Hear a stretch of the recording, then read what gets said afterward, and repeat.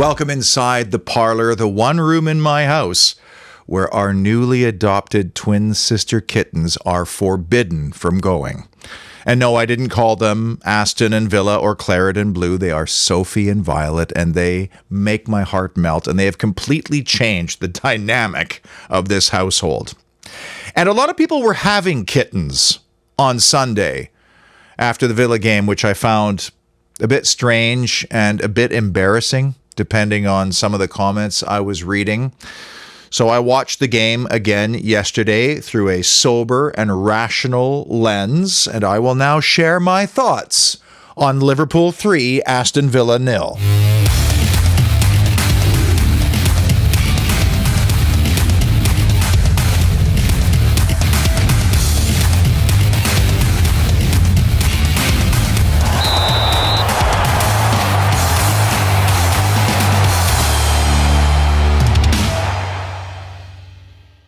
I'm going to start this show by actually making a change to my preseason predictions, something I'm probably never ever going to do again because it's a useless waste of time. And I know it's only 4 games, which is a small sample size. But after 4 weeks of watching all the teams, I think Liverpool is the only real, legit title challenger to Manchester City right now at this moment in time. It was risky to clear out all of that experience, but in the process, Liverpool has become younger. I really like Szoboszlai and McAllister, good signings, and Luis Diaz is fully fit and raring to go, and Darwin Núñez has a season under his belt. Liverpool has impressed me and surprised me to start this season, and I think they are probably more likely to be in that top 4 than Manchester United right now. The fact that Jurgen Klopp was elated after this game and called it one of his team's best performances in a long time, given that he's on a 15-game unbeaten run in the Premier League dating back to April 1st when they lost to Manchester City 4-1, which now feels like a little bit of a turning point. Well, do you know what? Maybe we should factor that assessment into this when we analyze the match afterwards. Because, it's not always that Villa was crap or Unai Emery got his tactics all wrong today.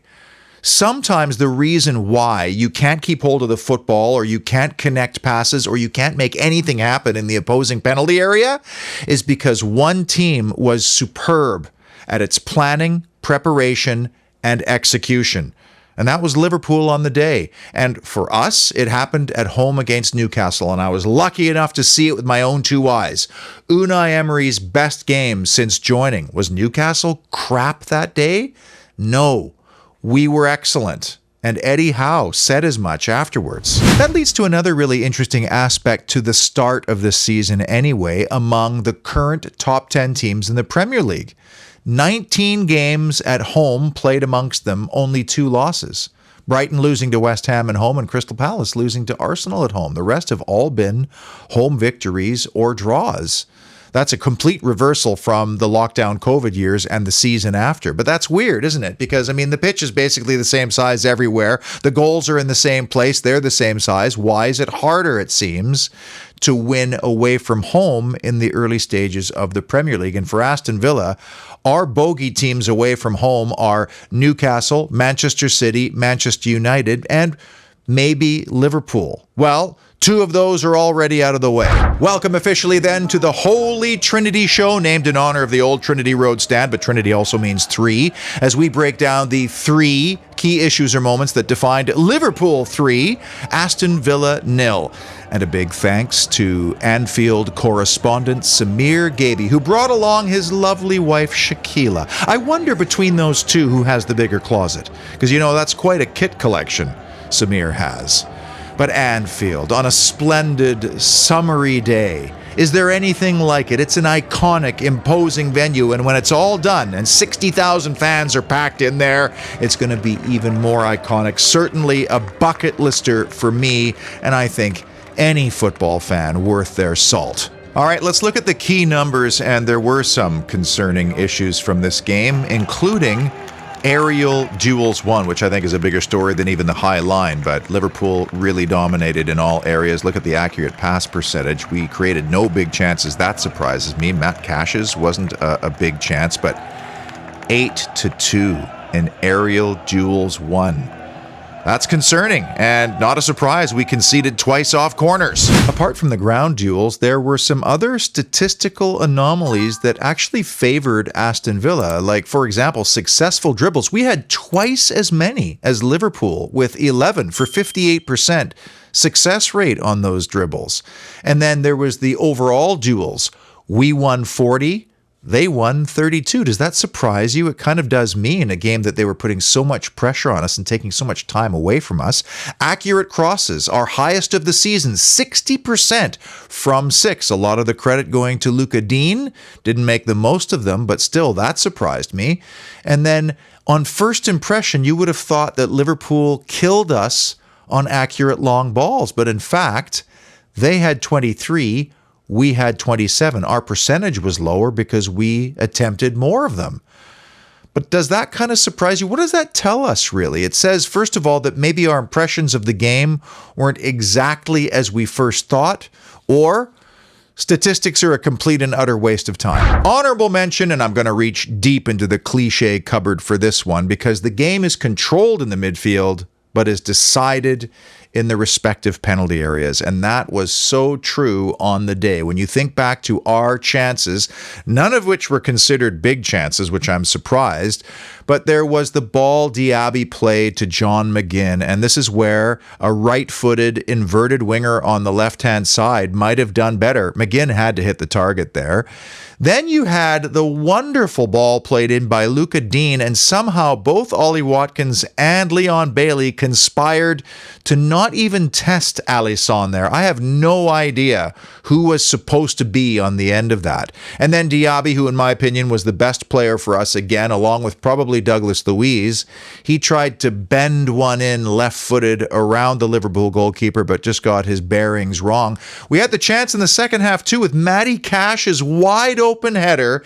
If that gets knotted down, there's a goal there. So you see, we had chances in this game. Any one or two of those go in and we were more ruthless, who knows if the story might have changed. At the other end, when you analyze the game-dusting 3-0 goal in the second half, it started with Darwin Núñez winning an aerial duel against Boubacar Kamara, which is a mismatch in my opinion. And then Mo Salah snuck in behind Luca Dean at the back post for an easy tap-in. The scoreline could have been a whole lot worse. There's no question about that. So I'm sure Liverpool will look and say, well, you know, we should have been high and dry much sooner than we were. But still, on the day, it came down to who was more clinical in the penalty area, and on the day it was Liverpool. Big-ish issue, Torres troubles. And I'll get into the 1-0 goal in depth a little bit later on, but it started with a corner that was given away unnecessarily. And there were a couple of other examples of Torres not connecting with his passes when he was put under pressure. And when we signed him in the summer, I said on this show, he's an elite footballer, but we have to understand there will be an adaptation period. La Liga is a great league. It's very technical, different pace, different standard. The Premier League is physical, fast, chaotic. And between our two center backs on Sunday, less than 10 games of Premier League experience between them. Which leads to another glaringly obvious issue. We miss Mings. There's a guy who understands the pace and power of the Premier League and what to expect and the tendencies of certain strikers and teams. And there's a reason why he led the league in so many of those pure defensive stats, the clearances, the blocks, the aerial duels. And I know there's no use in crying over spilt milk right now, but we do need to understand and have patience with two guys who are new to this league and who spent most of their recent careers in La Liga. Big issue, the tactical narrative of this game. And I'm going to share with you one of my biggest pet peeves in football is people who talk tactics. People who do long dissertations on social media or maybe even do YouTube videos talking about games and tactical moments, because 99% of those people have never kicked a ball in anger, coached a training session, stood on a sideline, broken down video, made in-game adjustments to affect a game. These are just people, and they put a freeze frame of the game from a high angle on a screen, and they put little arrows and they show space and they say, well, look, the three central midfielders are not tight enough. Anybody can do that. Games are not played in freeze frame. They are played at breakneck speed by the best players in the world, managed by the best managers in the world.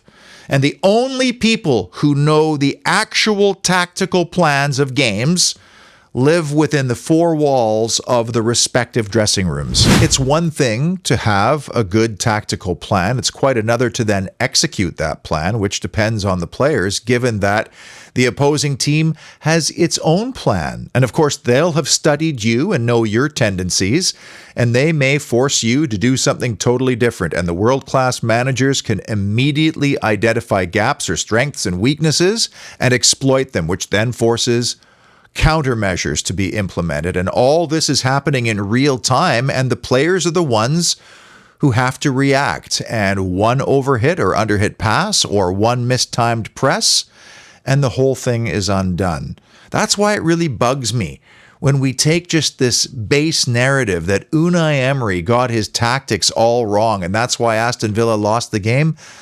That bugs me because it's so much more complicated than that. The narrative that was getting peddled over and over again after this game, including by some ex-pro pundits working on the television broadcasts, was that the high line cost Aston Villa this game. And I know it was uncomfortable to watch ball after ball get floated into the space behind our defenders. It led to foot races. It led to a lot of chances. We got away with some. But the fact of the matter is only one goal came from one of those occasions, the 2-0 goal. Liverpool was caught offside 6 times, and it should have been more because the assistant referee kept the flag down to see what was going to happen. This story that Unai Emery got his tactics wrong because of the high line is fantasy. The high line had nothing to do with the fact that we could not execute in the opposing box and that we could not defend 2 set pieces. And let's not forget that Villa actually plays a very similar style to Liverpool with the high line and the compressed neutral area of the field. So essentially, we're trying to beat them at their own game, which has them on a 15-game unbeaten run, in their own ground. And what these tactical masterminds never offer is they never offer what the alternative plan should have been. So Unai Emery got his tactics all wrong. What he should have done was what? Sit in a low block at the top of our penalty area and invite Liverpool to attack us wave after wave with their technical players running at us in the box, or Alexander-Arnold bombing diagonals as we hope for a counterattack to go and score 1 goal. In other words, abandoning all the principles that got us into Europe for this one game. I mean, it's ridiculous. If I was a manager or a coach, and I know this because I talk to a lot of managers and coaches, it would drive me nuts to see these keyboard tacticians commenting on these kinds of things, because these guys couldn't even carry Unai Emery's bags, and certainly not his CV. Big moment, Diego down, and thoughts run through your mind when you've already lost 2 members of your squad to season-ending injuries within 48 hours of each other, one of whom is a bona fide Premier League starter at centre back. So when Diego Carlos pulled up after trying to sprint to chase down Curtis Jones and then sat down on the deck, well, the thoughts were not good for a guy who missed all of last year, who's still trying to get his Premier League career up to speed. And I mentioned on this show previously, injury recovery is 70% mental. So who makes the call there? Is it Carlos so afraid of being out for an extended period, or is it the club just being precautionary? Either way, you need to be precautionary when it is an alleged hamstring, which is what I think we all think it is. Good news is he returned to the bench before the half was even over, and he didn't even have an ice pack on, apparently. So that's positive. But of course, that leads to a chain reaction of events. Afterwards, Unai Emery admitted that he didn't know the true extent of the injury, but he didn't think it was serious, and the removal of Carlos was precautionary, so that's at least good news. But you can't blame the players in the club for thinking, oh man, what is going on here? We cannot afford to lose another center back with all these games backing up on top of each other in the coming weeks. And then, of course, there's the immediate on-field ramifications, and there were really only 2 choices. Introduce Clement Langlais 15 minutes into the game, having only just signed with your club, or doing what he did, as reconted a center back Matt Cash to a right back and then bringing on Leon Bailey. Now, I am not a tactical mastermind in the least. I'm not a numbers guy either. So I looked at these changes and I went, well, this is totally logical and makes sense. Who am I to question Unai Emery, for crying out loud? But so many people did. And then when Bailey was removed, it was like, well, Emery's got this all wrong. Why bring him on only to take him off?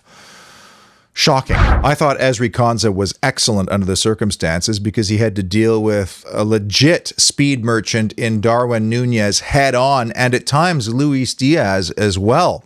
Matt Cash comes off a 3-goal week where he's playing advanced, only to now have to drop to right back, and Leon Bailey now playing in that advanced role, both of whom looked discombobulated, quite frankly. Leon Bailey is such a different player away from home, especially in those big games. It's weird, and this is why we need Jacob Ramsey back as soon as possible, and I'll be very fascinated to see how quickly he is reintegrated into the squad, because we need those options. And as good and as consistent Moussa Diaby has been playing in the pocket as a number 10 or even as a second striker, what if he played on the right wing and he was our attacking option on the right, and we had McGinn in the pocket behind Watkins and then Jacob Ramsey on the left? Because I see goals there. Lots of goals, both home and away. Just before we get to the top 3 big issues or moments that defined the match, the trains were running on Sunday, which meant that Paul Handsaker from 24/7 Services and his dad, Ron, the chairman, were able to take in the game from Anfield in VIP hospitality comfort. Paul's a fussy guy, as you know, but he gave the Anfield experience 8 out of 10. Meanwhile, at Villa Park, you know, they've doubled the cost of hospitality suites, which I found astounding. Now, does that mean that the services and the experience is going to double as well? And the reason Paul and I partnered on the show and why we hit it off in the first place was this concept of a high commitment to quality and high standards, whether you're Network Rail, which is a huge client of theirs, or Patrick and Rita. It doesn't matter. You're treated the same. The goal is the same. You are thrilled with the quality and standard of the work so that maybe you return to 24/7 later. If you've got a project imminent, or more importantly, just to have in handy for emergencies, I've put the numbers to all the localized offices in the description of this video. Big issue number 3, poor possession. Just getting back to that lazy and frankly silly narrative that Unai Emery got his tactics all wrong. It's not like the manager can stand on the touchline with a joystick and control all the players. You know, they are responsible for executing the tactical plan, and that means they have to be tidy both with and without the football. And credit to Liverpool. They limited the amount of time we could have on the ball by putting immense pressure on us all over the field. And our passing completion percentage of 81% is a good reflection that we did not take care of the football as well as we have in past games. And Pau Torres trying to play balls into midfield or beyond, non-existent in this game. Boubacar Kamara couldn't even keep us in possession side to side at times. John McGinn gave the ball away routinely, and Ollie Watkins could not hold the ball up to save his life. Not back to goal, not front to goal, aerial duels, you name it. And you could probably get away with one player having an off day with their touch. Again, respecting how Liverpool put the pressure on us. But when 3 or 4 or 5 players are having a tough time keeping hold of the football, it's probably going to be a bad day. Predictably and laughably, the calls to drop Ollie Watkins entirely from the squad and replace him with John Duran because he scored a couple of goals recently came flooding in after this game, and granted, it wasn't a great game for Ollie Watkins, partially, I think, because Liverpool wanted to make sure he didn't have any of the ball, but he was often isolated from his teammates, 1v2 against Liverpool defenders. Most surprising to me was his back-to-goal play was really, really poor. In fact, on the 3-0 goal, just before then, he lost an aerial duel, which then changed the possession, led to the corner from which Mo Salah scored. Big issue number 2, time for Trent. Now, getting back to this tactical discussion and the narrative of the high line for a moment, I would be very curious to know what the plan was for Trent Alexander-Arnold, because everybody on the Villa technical staff will know, like the rest of us, that this is the one player who could unlock the high line. So was it the high line or was it the supply line? Because there's a reason why Alexander-Arnold wore the armband in Virgil van Dijk's absence on Sunday. He's an elite footballer who could not only have the vision for the pass to see it, but then execute it inch perfectly. So my question is, why did it appear he had so much time on the ball? Is that a tactical issue or is that an execution issue? Whose responsibility was it to deny Trent Alexander-Arnold the time to pick that pass? Was it McGinn or was it Watkins? Was it a combination of both? It could only be those two guys. And every time I looked up, Alexander-Arnold was exactly between the two of them. Now, for me, when Jacob Ramsey comes back into the side, well, that's a player that can close down that space even more quickly than John McGinn. And if he, Ramsey, was backed up by another relatively fleet-footed player in Alex Moreno, well, maybe it gives him more license to press in that circumstance. Hopefully, we'll find that out in the reverse fixture in early May. And the number one big issue or moment that defined Liverpool 3, Aston Villa 0, the 1-0 goal. And this isn't me being lazy or chucking out another cliche. We all know how important it is to get the first goal in a game, and that is both statistically and mathematically relevant. Because 73% of the teams that score first in the Premier League go on to win the game, and that average increases when you're at home. So that's a major issue. Liverpool really wanted the first goal, and there you see why.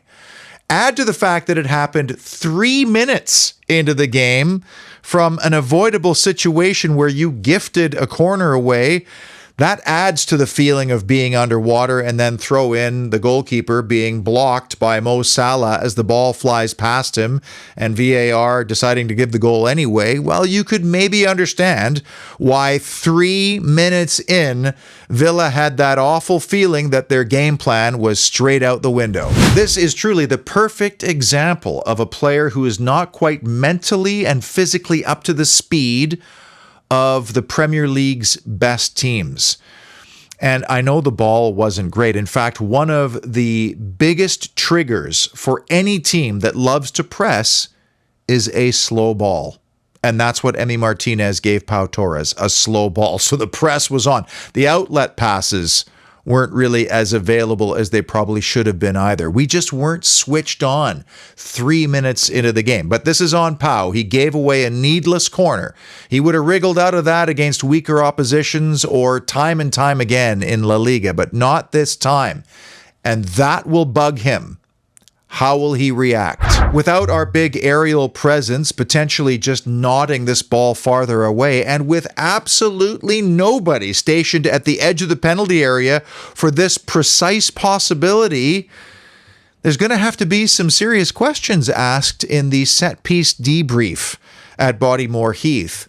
And take nothing away from the strike either, because it was as true and as plumb as you could hit a ball, and it hits it down and it skips up. I mean, that is a thing of beauty from a player who really looks like he's already adapted to the Premier League. This looks to be a very good signing, by the way. However, this was being reviewed by VAR for good reason, because Mo Salah is in an offside position and directly in the line of sight of Emi Martinez, who's trying to look around Salah to find the ball as it flies past him while he's rooted to the ground. I simply cannot understand why this goal stood. Mo Salah is in an offside position and blocking Emi Martinez's line of sight. Therefore, he is interfering with play. And I think that's as egregious as the Nathan Ake one for Man City against Fulham, which unfortunately led to another apologetic phone call from Howard Webb to Fulham. And speaking of Webb, he's hosting a new show called Mic'd Up with Michael Owen, where we get to hear in real time the conversations between the referee, the VAR, and the assistant referees as they discuss the decision and how it all unfolds. And then Webb comes on after and gives his opinion as to whether the process was correct. So it's a step towards transparency. This Mo Salah 1-0 goal wasn't featured on this first show, but even despite all this collaboration and the technology, they're still getting a shocking amount wrong. This is the best example of why I can't understand how this was given. Emi Martinez, look, he's trying to look around Mo Salah on the right as the ball flies past him on the left. So Salah's in an offside position, blocking the goalkeeper's vision. That's interfering with play. If Martinez sees the ball, well, then he could take a step and make a break on it. Maybe the strike is so good it beats him anyway, but at least he sees the ball. And many people commented to me, well, you know what? Ollie Watkins got away with the exact same thing at Burnley. No, he did not. When Moussa Diaby hits the ball at the edge of the Burnley penalty area, the goalkeeper immediately dives and makes a play on it. Then Watkins arrived. So the goalkeeper saw it the whole time. He made a play for it. Therefore, correct decision, good goal. And what is so strange about this 1-0 goal and this particular moment is that there was not one mention of it during the broadcast. I found that so strange. Now, it wasn't until halftime that I saw the angle where Salah is clearly blocking off Martinez, which is interfering with play as per Law 11.2. And the pundits on the halftime show, two strikers, Wright and Owen, and goalkeeper Schmeichel, unanimously felt that the goal should not have stood. Now, of course, they brought on that useless waste of space referee apologist Dermot Gallagher, who shockingly did say that Nathan Ake's goal shouldn't have counted for Manchester City against Fulham. Well, he agreed with the on-field decision in this case that the goal should stand, despite being heavily challenged by the three ex-pros, especially Schmeichel, who knew, who's been in those situations. And this is where I agree with Neil Warnock's suggestion that there should be ex-pros in the VAR booths of Stockley Park to help bring some real-world experience and context to some of these decisions. Do you know, it's not often we're blanked under Unai Emery, so the categories we're following throughout the season took a bit of a hit on Sunday. Our away form dropping, of course. There wasn't really a VAR decision because nothing was overturned. Watkins and Diaby stuck on 2 goals. -2 on the day for set pieces. Against the top 6, still struggling, frankly. And our first half and second half plus minuses also took a hit. Next up, a visit from Crystal Palace, which has been a good fixture for us over the past few seasons, which really kind of means nothing. And no Wilf Zaha to contend with this time around. He's always been in and amongst it in games between these two clubs.